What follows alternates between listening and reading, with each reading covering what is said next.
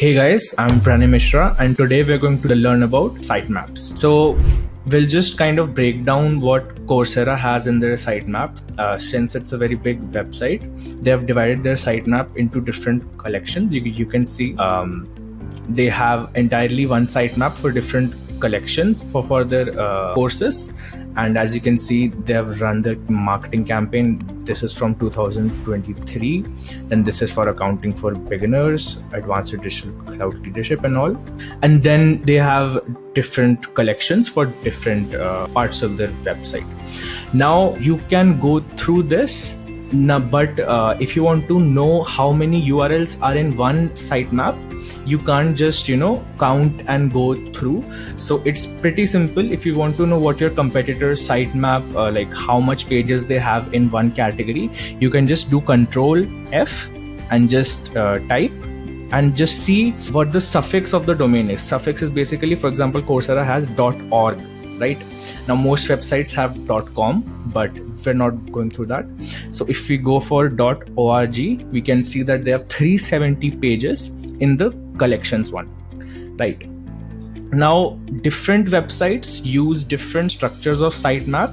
It also affects how Google views your website. So once Google comes on your website, what they do is they go straight to the sitemap.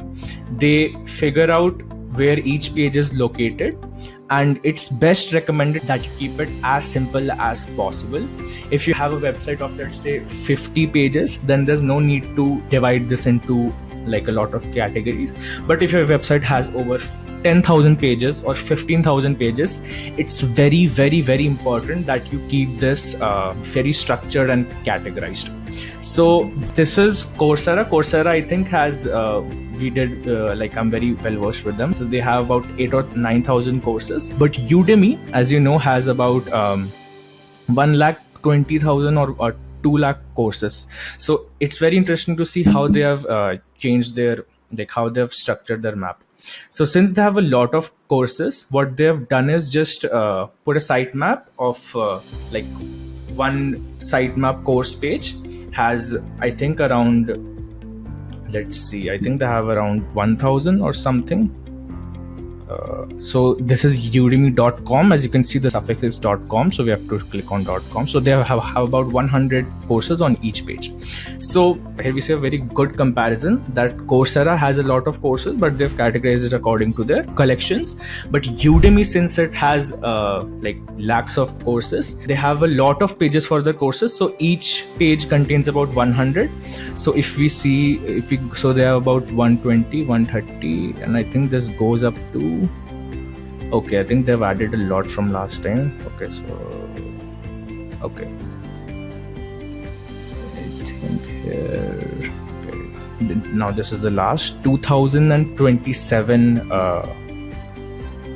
sitemap pages for courses they have. Now if we just calculate 2,427 into 100, so here you can see that they have 2,32,700 courses. Now on each sitemap, the course frequency will kind of vary, but we can assume that they have taken it at 100 or 120. So this is a very good method for if you want to review your competitor's sitemap and want to see basically how they have structured it, and then you can do the same for your website. Now I'll show you my website's sitemap. It's outdated, I think.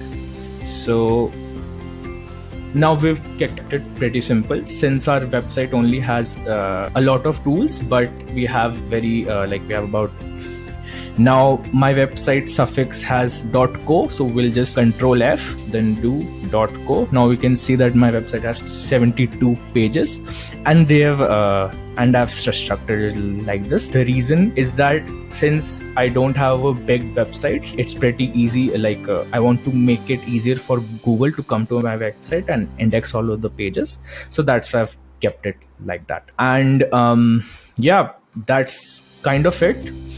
In my next video, I'll talk about how we can structure our robots.txt file to handle indexing, and I'll go more in depth about how, what indexing is, how we can work through that. And yeah, so great. Thank you so much, guys. like and subscribe, and I'll see you in the next video.